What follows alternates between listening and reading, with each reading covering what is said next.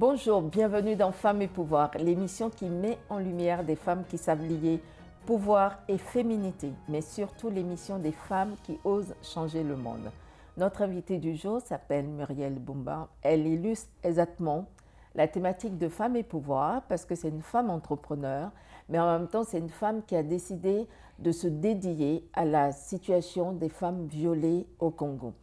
Elle a créé son organisation qui s'appelle Organi Royal, qui est une organisation d'événementiel, un événementiel pour mettre en lumière le côté royal qu'il y a chez chaque être humain, c'est-à-dire en fait montrer le bon côté qu'il y a chez toute personne. Tout à fait. Elle-même, elle se qualifie de reine coordonnatrice d'Organi Royal. Et parallèlement, dans le cadre de cette organisation, vous avez mis en place un événement, un gala annuel qui met en lumière une douzaine de femmes issues de différentes communautés dont la mission est de devenir des ambassadrices au sein de leur propre communauté pour sensibiliser toutes les parties prenantes sur la situation des femmes violées en RDC, en République démocratique du Congo, qui est votre pays d'origine. Tout à fait. Et je cite, vous dites, les femmes ont du pouvoir, ce sont des reines, elles ont la capacité d'influencer, d'inspirer et de faire bouger des lignes pour que l'avenir soit prometteur et que l'humanité soit meilleure. Muriel Boumba, bonjour. Bonjour Carole. Est-ce que ça serait ça votre définition du mot pouvoir? Définitivement, en fait, vous me l'avez arraché de la bouche. C'est ça la définition du pouvoir. Pour moi, c'est cette capacité extraordinaire qu'a chaque personne, mais particulièrement les femmes, d'influencer, d'inspirer et de donner vie. Quand on a ce trois, le monde nous appartient et puis on peut vraiment le changer pour que l'humanité soit meilleure. C'est vraiment ça ma définition du pouvoir. Comment est-ce que ça se traduit pour vous dans votre environnement personnel et professionnel? Alors, je sais que dans votre environnement professionnel, vous êtes très impliqué sur toutes les questions qui concernent les femmes, notamment les femmes africaines, parce que vous êtes fortement, viscéralement, on va dire, attaché à votre pays d'origine, qui est la RDC. C'est la première chose d'ailleurs que vous m'avez dit quand on s'était rencontrés. C'est vraiment cette passion que vous avez pour l'Afrique et pour les femmes africaines. Tout à fait. Comment ça se traduit, votre définition du pouvoir à travers tout ça? Mais ça se définit au niveau personnel, parce qu'au niveau personnel, on a, en fait, mon image, c'est chaque femme a un royaume chez elle, ou dans son milieu, dans sa sphère d'activité, dans sa maison. Donc, au niveau personnel, on a un homme qu'on influence à la maison, dans son ministère, dans ses activités professorales, dans tout ce qu'il fait. On a aussi la grâce d'avoir des enfants. Moi, dans mon cas particulièrement, mon nom d'origine ou mon nom de naissance, c'est la mère d'une multitude. Donc, j'ai eu la grâce, le bonheur d'avoir plusieurs jeunes que j'encadre, donc qui font que au quotidien, je les côtoie et je deviens finalement une source d'inspiration pour ces personnes-là. On n'a pas besoin nécessairement d'influencer sa famille nucléaire, on peut aller au-delà et des fois l'influence va jusque sur le plan international. Donc sur le plan plus professionnel, je suis dans l'événementiel parce que j'aime les gens. L'humain est au centre de mes préoccupations et on le rencontre dans les différentes situations, différents événements de leur vie, que ce soit un mariage, que ce soit un bal de finissant, que ce soit même lorsqu'on organise des conférences, on rencontre l'autre, notre vis-à-vis. Et puis c'est une passion que j'ai de rencontrer ces gens.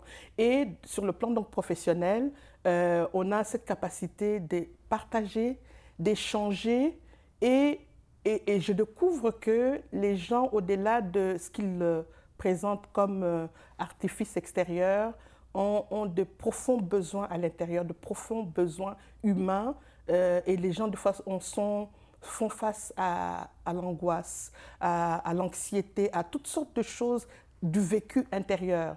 Et lors des événements, on prend le temps de partager ces choses qui sont tellement importantes pour la vie.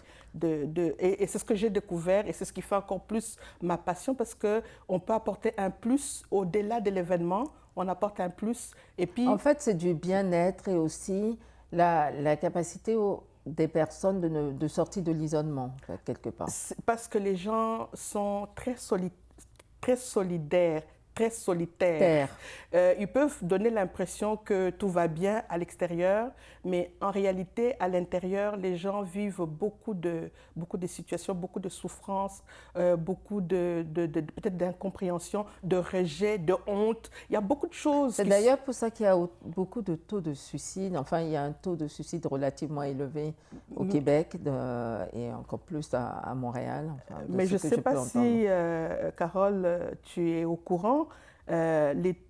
Au Québec, je pense, si j'ai bonne mémoire, le taux de suicide est le plus élevé au monde. Oui, absolument. C'est dans la province où nous sommes. Oui. Et même tout récemment, on a perdu une de nôtres qui était aussi une organisatrice d'événements et très impliquée, une femme extraordinaire, une amie, d'ailleurs que je continue encore à pleurer jusqu'à présent, qui était pétillante, qui croquait dans la vie, mais elle s'est donné la mort.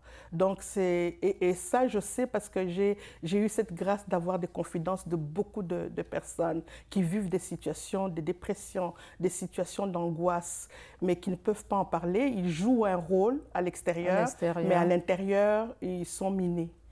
Et est-ce qu'on entend souvent dire que les femmes qui ont du pouvoir ou qui sont engagées, ou un peu cet exemple-là, que ces femmes-là, elles sacrifient obligatoirement quelque chose. Est-ce que c'est votre cas ou est-ce que c'est le cas des femmes que vous rencontrez autour de vous? Il faut dire, Carole, que les niveaux de sacrifice vont avec les niveaux de responsabilité que l'on a et l'impact que l'on a dans la vie d'autres personnes. Donc, comme j'ai dit, ça peut être une femme au ménage, ça peut être une femme de ménage, ça peut être une femme entrepreneur, une femme PDG, ça peut être une femme politique. Peu importe la sphère d'activité dans laquelle se trouve la femme, elle a des sacrifices et un prix à payer. Et parfois, on paye un lourd tribut, on paye un prix tellement élevé parce que l'impact à la fin est beaucoup plus grand dans ce que vous avez à offrir à l'humanité. Donc, un peu comme dans mon cas, première chose que j'ai eu à faire comme sacrifice, c'est de renoncer à ma propre famille. Et ils le savent. Et je leur disais, je ne vous appartiens pas. Je suis appelée à donner les meilleurs de moi-même à d'autres personnes, à des personnes qui sont sans voix, et que je devienne leur voix, un peu comme dans les cas, leur porte-voix, un peu comme dans les cas de femmes violées, mais aussi des personnes qui sont laissées pour compte, des personnes qui sont délaissées, qui ne sont pas, qui sont marginalisées, qui n'ont pas nécessairement le pouvoir dont on parle, mais qui sont humains pareil et qui ont besoin de quelqu'un pour le porter. Alors, première chose, premier sacrifice, c'est de dire, et là, c'est toute une bataille parce qu'ils ne vont pas nécessairement comprendre. Tu sais, je ne sais pas si on l'a dit en début d'émission, je suis juriste de formation et même de mon pays d'origine, j'étais déjà avocate stagiaire. Oui, tout à fait. Juste pour dire, c'est pour défendre. Donc, on paye un lourd tribut, on paye un prix. Parfois, on perd des amitiés parce qu'à un moment donné, vous n'avez plus de disponibilité pour des personnes qui vous sont chères, parce que vous avez des causes à mener et des missions à accomplir. Mais malgré tout, dans le cadre d'Organie Royale et en préparation de ce gala, puisque c'est la rencontre de plusieurs femmes que vous mettez à l'honneur, mais aussi que vous sensibilisez à la situation de ces autres femmes qui sont, en tout cas, en situation de détresse, mais qui, malgré tout, montrent une forme de résilience. C'est d'ailleurs pour ça que vous les appelez les héroïnes dans l'ombre. Est-ce que pendant ces moments-là, c'est les moments où vous pouvez aussi discuter avec toutes ces femmes de pouvoir que vous associez par rapport à ces événements-là pour voir de quelle manière vous pouvez aller encore plus loin dans votre démarche? Définitivement. Je me rappelle, comme si c'était hier, la première édition, il y a peut-être plus de 3 ans passés, parce que j'ai donné des conférences. Lorsqu'il y a eu, par exemple, la marche mondiale de femmes en 2010 ici, ce sont des femmes québécoises qui ont appris la situation au Congo et qui ont décidé d'aller jusqu'à Bukavu, à l'est du Congo, précisément précisément dans la zone où il y a toutes sortes de minéraux, toutes sortes de richesses. En fait, c'est ça le problème du Congo. C'est le problème, c'est sa richesse on est exactement, nous sommes victimes de notre Oui. richesse. Le pays est extrêmement riche. On parle quand même de 20 billions de dollars de valeur de ce qui est connu, de ce qui est connu, mais sans compter tous les minéraux dans tout le pays qui ne sont pas encore connus. Donc c'est énormément, c'est beaucoup d'enjeux sur le plan financier. Donc les multinationales s'en mêlent, les intérêts privés s'en mêlent, les gouvernants s'enrichissent, c'est des prédateurs, ils sont là pour juste la prédation, se mettre plein la poche. Donc ça fait que finalement, vous vous retrouvez avec des femmes qui deviennent des champs de bataille.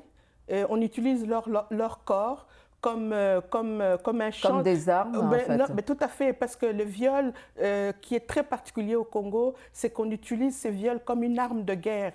Pour faire quoi? Mais pour tout justement terroriser toute une population, tout un peuple, parce que quand on viole la femme et puis qu'elle est stigmatisée par d'autres personnes, cette femme est obligée, ou toute sa famille, après, ils doivent quitter les lieux. Et quand on dépeuple cette population, eh ben, les gens qui veulent venir faire l'exploitation illégale, ben, ils viennent, et puis c'est des milices, c'est des militaires, donc c'est vraiment, c'est des voisins, parce que nous sommes entourés quand même par 9 pays, mais particulièrement à l'Est, nous avons quand même 3 pays qui ne laissent pas le repos, dont le Rwanda, je peux le citer. Alors quand on discute maintenant avec des femmes qui viennent à mon événement, je me rappelle du choc d'une Mauritanienne. Muriel, je n'étais pas au courant de ce qui se passe. Et ça, c'est des chocs, que ce soit des Péruviennes avec qui j'ai été en contact, que ce soit des Haïtiennes, que ce soit des Béninoises. Je veux dire que, alors, on se retrouve en disant, mais ça se passe en Afrique.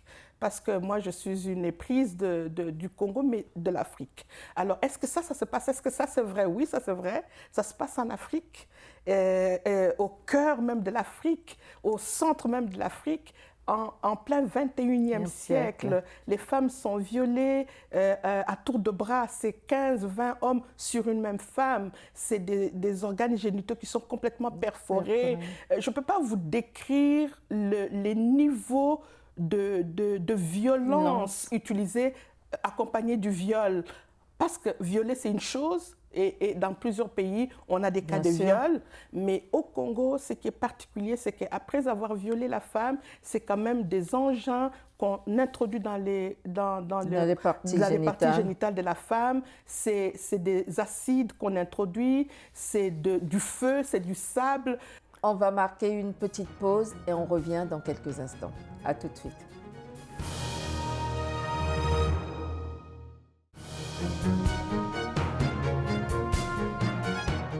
Nous sommes de retour avec Muriel Mumba où nous parlions de la situation des femmes violées en RDC et de son engagement.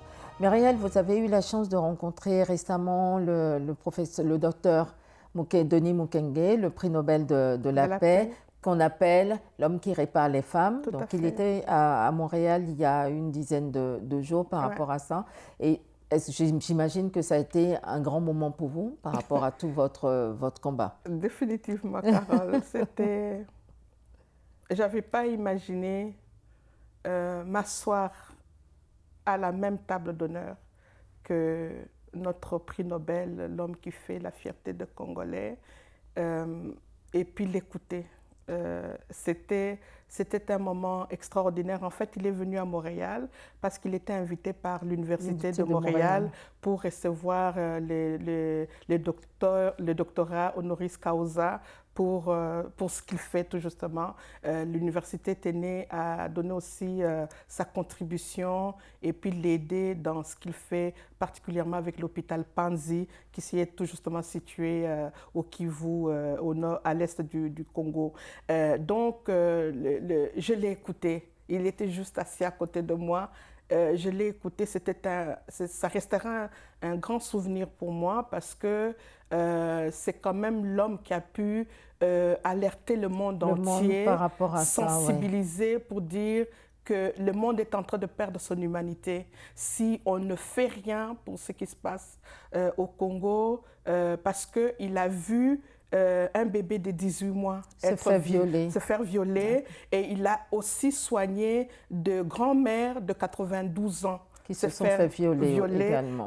Violer, mais de manière tellement violente, tellement agressive que tu te dis, qu'est-ce qui se passe? Il y a quelque chose qui ne marche pas. Lui, comme gynécologue, il n'avait jamais vu avant ce genre de situation. Mais quand la situation a commencé à devenir récurrente, il s'est dit, non, il y a quelque chose qui se passe ici. C'est qu'il y a un but derrière ce viol massif, agressif, barbare. Il n'y a pas un mot. On ne sait pas encore mettre un mot pour qualifier la manière que le viol c'est. Alors, ce que j'ai retenu de lui dans tout ce qu'il a pu dire, parce qu'il était aussi très ému de rencontrer les gens de Montréal, il a dit « Mon approche à moi n'est pas une approche féministe. » mais c'est une approche humaniste.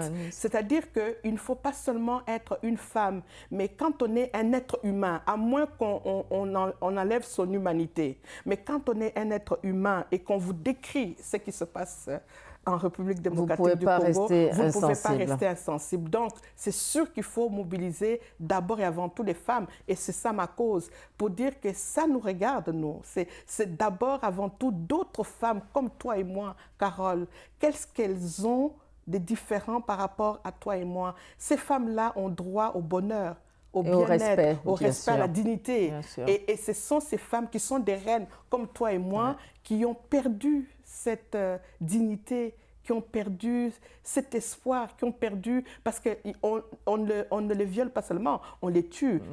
Les femmes sont tuées, on parle des millions de cas. C'est quand même 48 femmes violées par heure. Alors c'est énorme.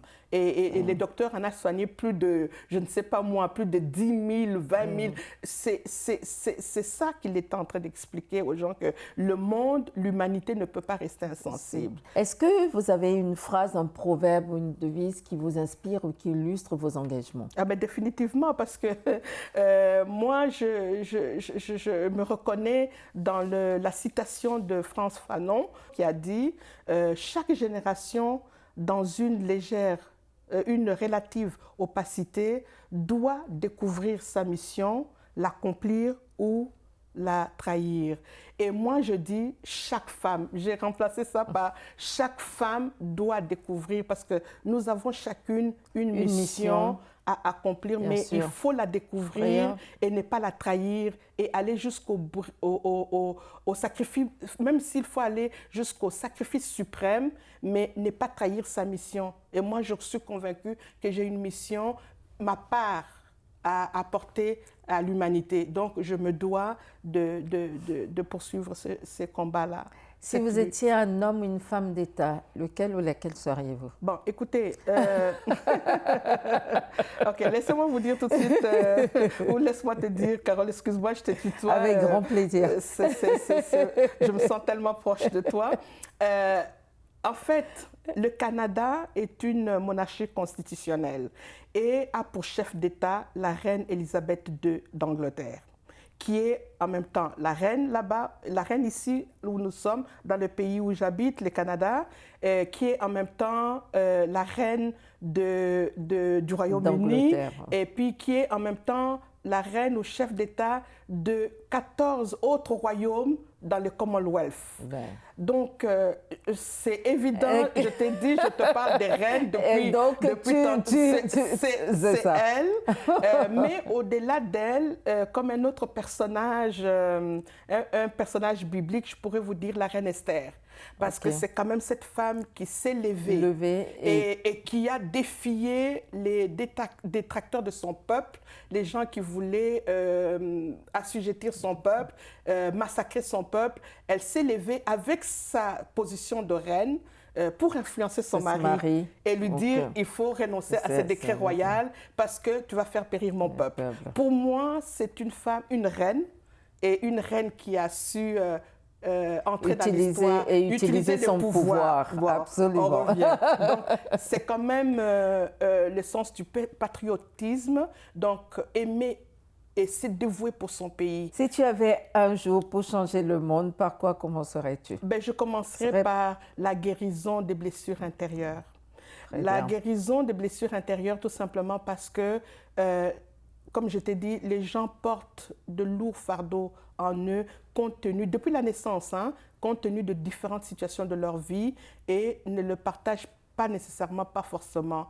Et donc, mais ça met en péril votre destinée. Donc, il faut commencer, c'est important de faire du développement personnel et à se réparer avant même de prétendre aller réparer autrui. Si tu ne t'es pas réparé, si tu ne t'es pas réconcilié avec toi-même, et nous, dans l'entrepreneuriat, c'est la première chose que l'on fait. Avant que tu ne vendes ton service ou ton produit, la personne qui est vendue, c'est toi. Donc, il faut te connaître. Si tu étais un animal, lequel serais-tu et pourquoi? Je pense que tu as déjà la réponse. Je serais une lionne. La reine des animaux.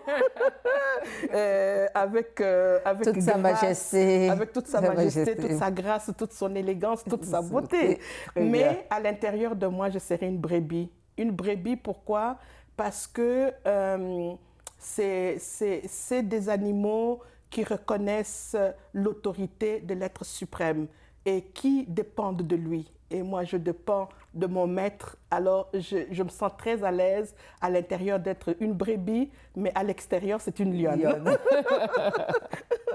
En préparant cette rencontre, on t'a demandé de venir avec un objet, une photo, quelque chose qui pour toi illustre le pouvoir et la féminité. Qu'est-ce que tu nous as apporté, même si je me doute bien de ce que tu vas amener. Mais je pense que, Carole, tu as amené ta couronne. Mais c'est sûr que je ne peux qu'amener la couronne, parce que dans la couronne, il y a le pouvoir.